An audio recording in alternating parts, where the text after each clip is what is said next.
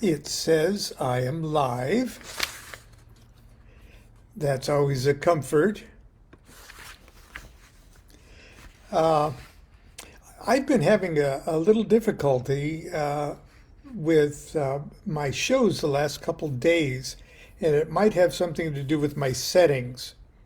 Because I do them from different locations, and uh, but anyway, so I'm hoping that I think I've got everything set up right where it appears and everything. So I'm just going to continue as if everything is back to normal, and I'll hope that it is.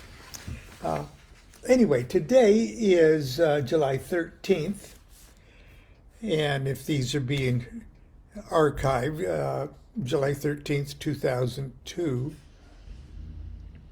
which happens to be Guru PURIMA, which is a Hindu holiday that celebrates, that honors the guru. Now, gurus are an interesting subject, and I have sort of mixed feelings about where it fits in with my spiritual worldview of things. And but the classic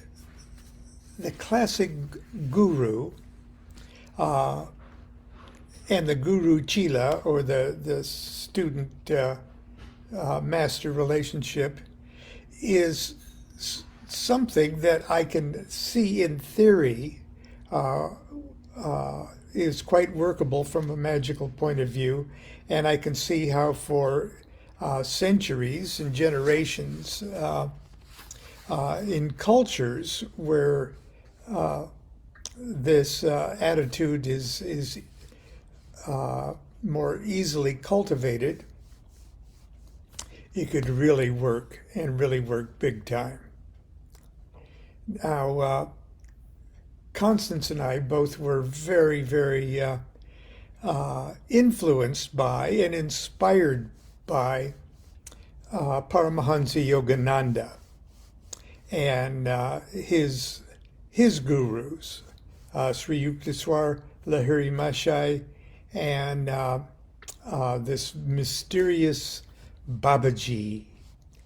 And that's like the SRF line of gurus.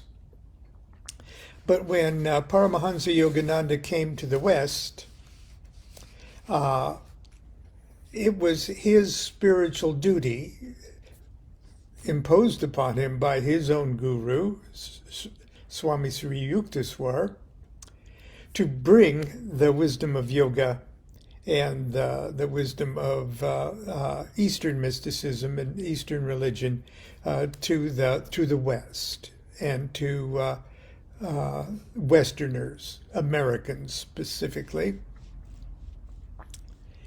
And to his line of gurus, he added Christ. And he did, and it wasn't hard for him to do that, because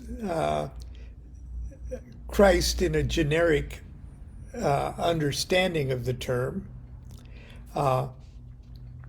is the same spiritual entity, if you will, as Krishna or any of the other avatars that would represent that same Christ consciousness, Christ center, anahata chakra. So it'd be just as easy to put Krishna and Christ together without encumbering it too much with doctrinal baggage that comes with the interpretations of New Testament Jesus as the Christ. So when Yogananda is talking about God, Christ, and the gurus, the Kabbalists could look at that quite easily and go, oh, that's my big three objects of devotion. God, Kether, number 1, Christ, Tifereth, number 6, and the gurus, my worldly teachers. Okay.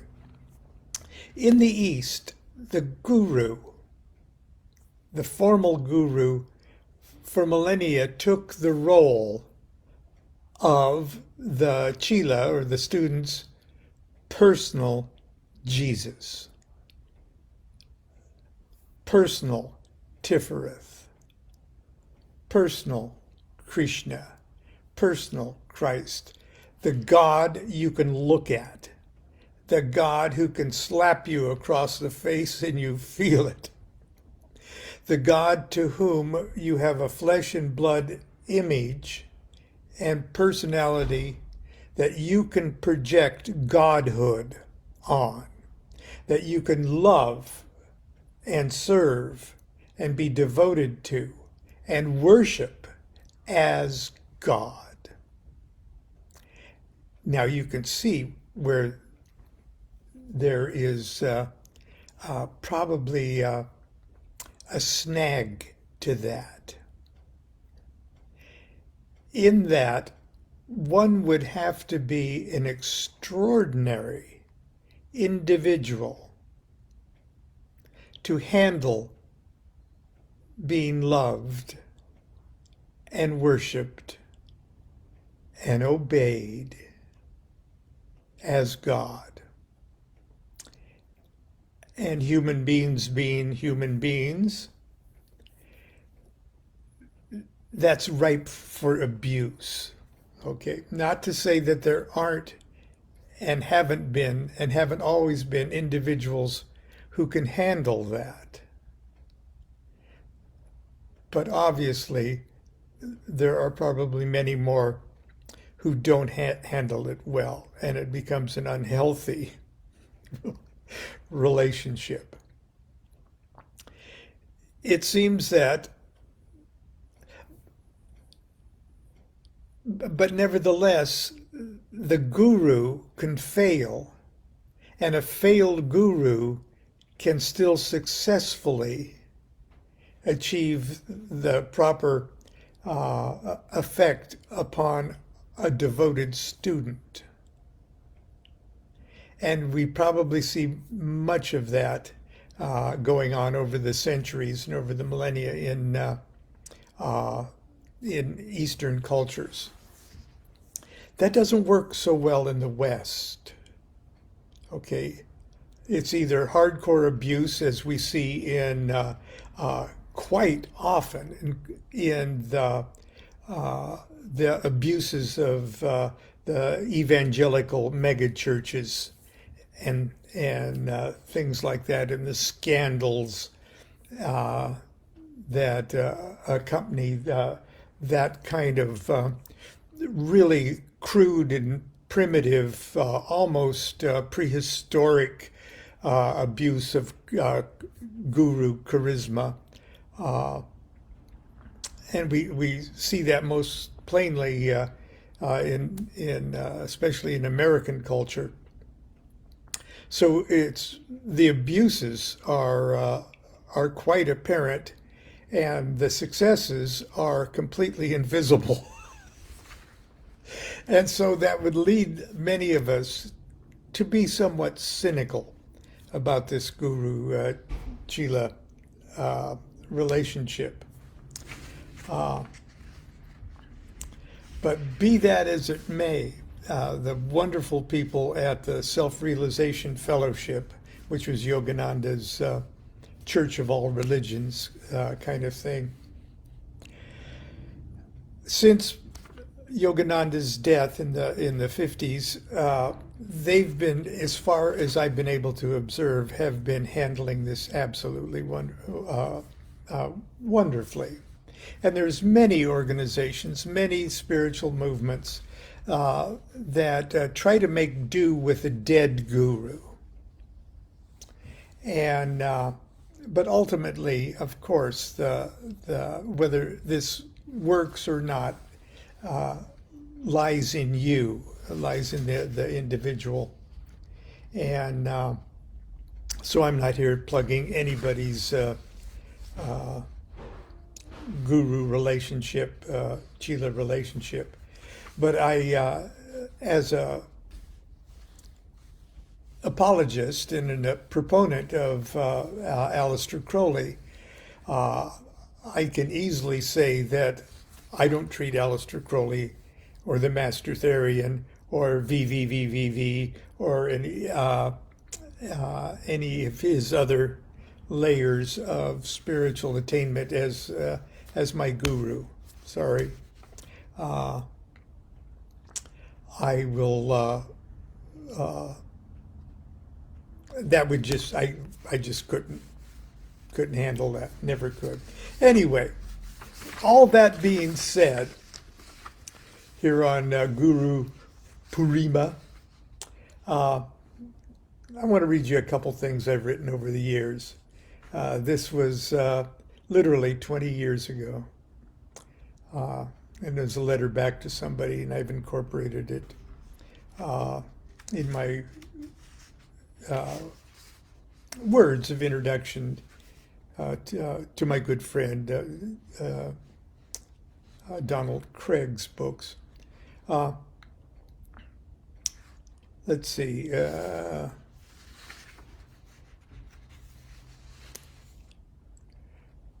What would be the traits of a magical teacher?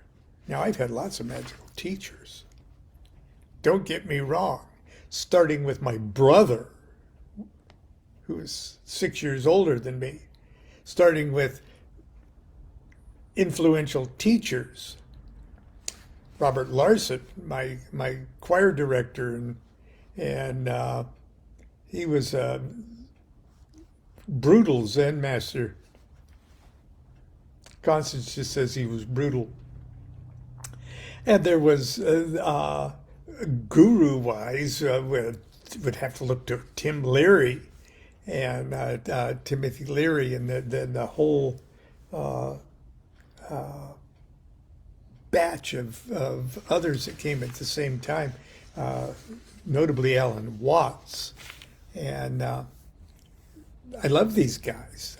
I love them. They're good. They're teachers. I respect them almost to the level of worship. But I don't view them as God in the flesh. Just can't wrap my meat brain or my meat soul around that. Okay. What would be the traits of a magical teacher? Where magical teachers are concerned, I guess I sort of sit with my pea shooter at the very back of the class, on the very extreme left wing of the building. Of course, I've read about great gurus who can read your mind, materialize in your bedroom, correct your spelling when their bodies are actually hundreds of miles away. Masters who can describe to you your previous incarnations and itemize every article in your karmic baggage. I've read about them, but I've never met one. Now, let me digress from my digressions. In the heart of the student, in the heart of the Chila, in the devotional heart of the Chila, who does view the flesh and blood guru as omnipotent, omniscient, omnipresent. To the Chila who sees that the guru knows everything, reads his mind, can walk through walls and walk on water. To the Chila who believes that with unquestioning, heart-open, heartfelt devotion, then there is nothing that guru cannot do in the minds of the Chila. You sort of get the method of the madness? If the guru is wise enough and restrained enough, they might actually be able to pull that off. As a matter of fact, if the guru had a guru that could pull that off, then we've really got something going there. Something that we can really celebrate on Guru PURIMA. Anyway, I digress.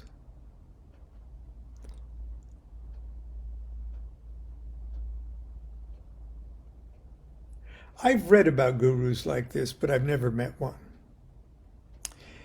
Magic, in my opinion, is something that can't be taught. One must learn it. Often you learn it from other people. However, the moment those people start to identify themselves as your teacher and you as their student, you both are setting yourselves up for disappointment. Oscar Eckenstein, the man Crowley considered his greatest magical teacher, thought magic was silly and occultists a waste of time. Still, Crowley learned from Eckenstein how to master himself and develop his yogic skills and powers of concentration. Without those skills, magic is just theory. Now, Regarde wasn't my teacher, but I learned a lot from his attitudes and the simple example of his life. He answered my specific questions when I had them, but 9 times out of 10, I disagreed with him and ignored his advice. And 9 times out of 10, I was right. I also learned a lot from my formal AA teacher. But I must tell you that I learned those things in spite of her efforts to educate me rather than because of them. I certainly learned what a horse's ass someone can be when they presume to guide another's magical progress. That's why I sit in the back of the room with my pea shooter at the left-hand side of the building.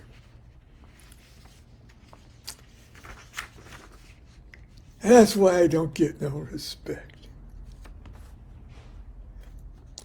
But your question is fair, and I'm talking like an anarchist. Maybe I should try to actually make suggestions.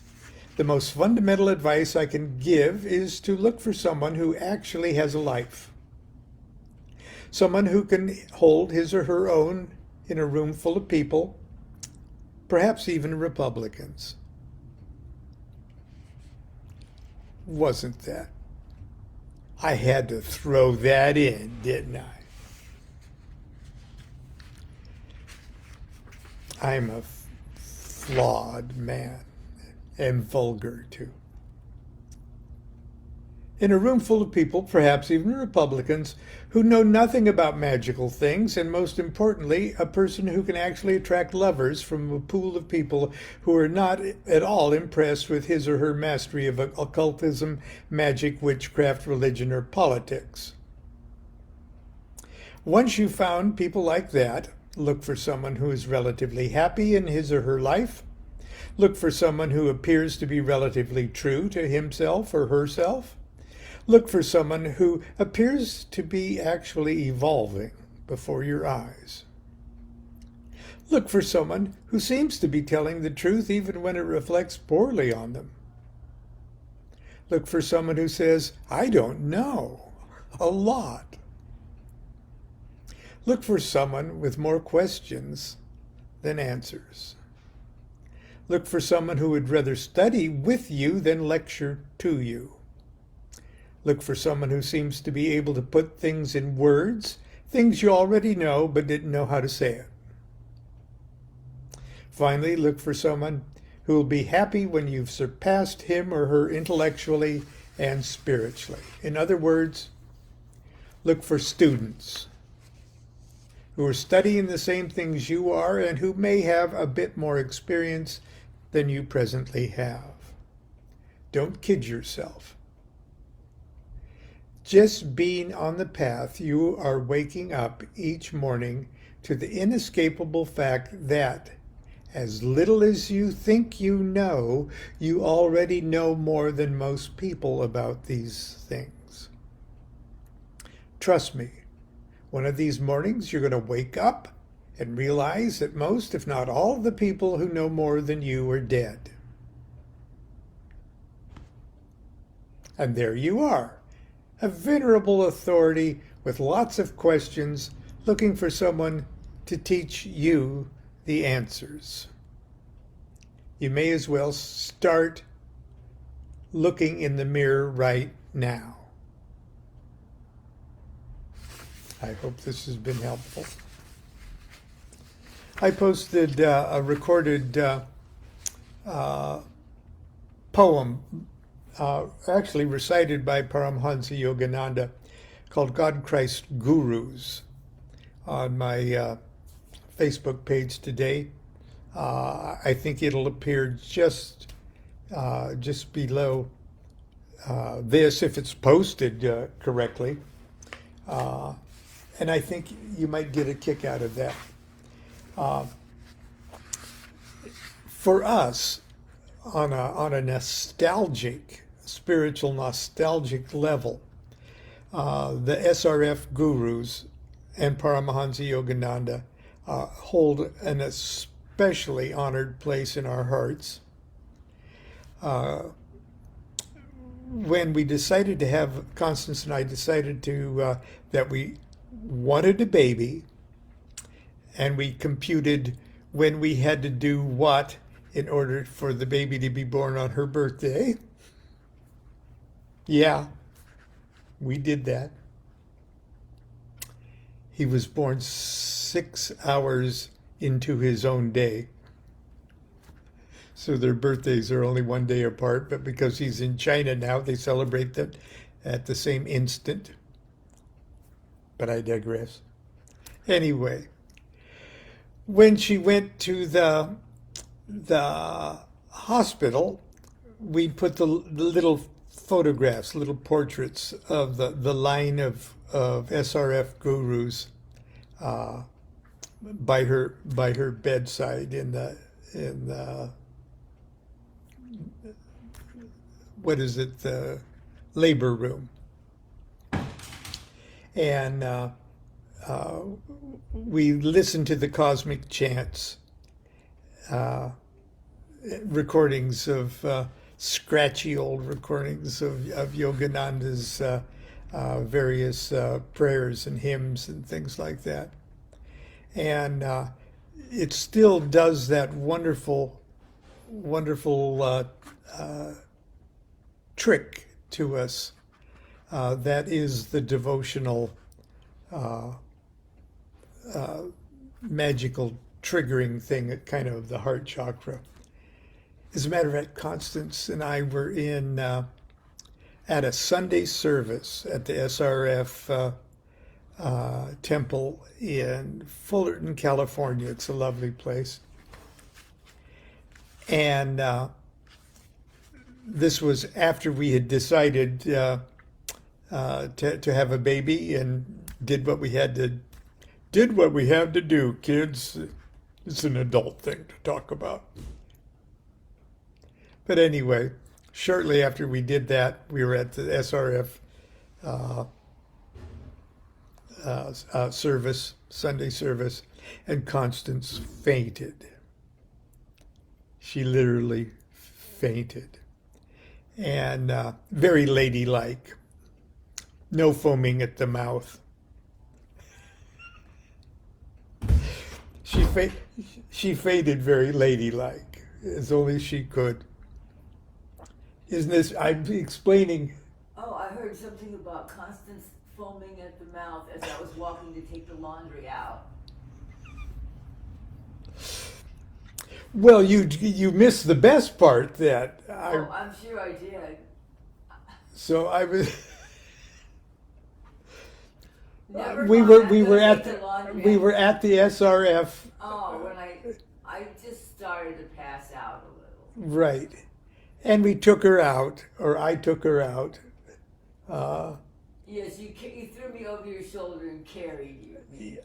Yes, like Scarlett O'Hara and down the stairs of Yeah. Tara. We walked out as without making a scene as much as possible. And we went out into the garden and sat down on a stone bench in their beautiful garden. And she says, "I'm pregnant." And then we had the line of gurus up in the labor room, didn't we? No, actually, I just had a picture of Yogananda. Of Yogananda. A framed picture. So anyway, well, I've been talking about gurus. It's Oh, how wonderful. It's It's our hippie education. I recommend it for everyone. I'm going out. okay. If you didn't catch that, she says it's our hippie education, and she recommends it to everybody. In the book, allow me to introduce the whole first section is called Teachers, Heroes, and Mentors. And that section, which is part one, I have a collection of introductions to books written by my teachers, heroes, and mentors.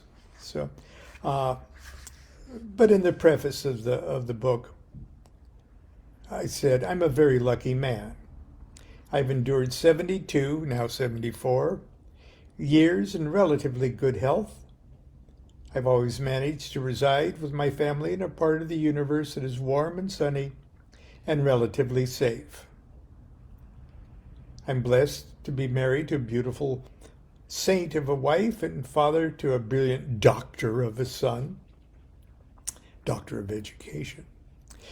Month after month, year after year, somehow I scrape up the rent and put food on the table. The DuQuettes live modestly. We've never owned a house, a new car, or a credit card. Considering the fact that I'm a bit of a bum, that I possess little ambition and have never made any long-term plans or set any goals in life, I'm happy as any human being who deserves to be. In 1950, I was lucky that the pain in my hip was Perthes bone disease and not polio. In 1955, I was lucky to catch the first cultural wave of the dawning rock and roll and television.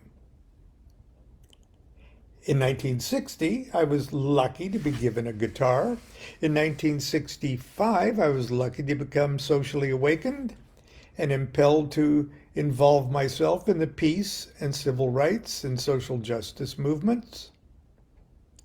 In 1966, I was lucky to be introduced to LSD and the subtle wisdom of the I Ching and the Tao and the teachings of Lao Tzu, Buddha, Yogananda, Yogi Ramacharaka, Ramakrishna, Vivekananda, Alan Watts, and Timothy Leary.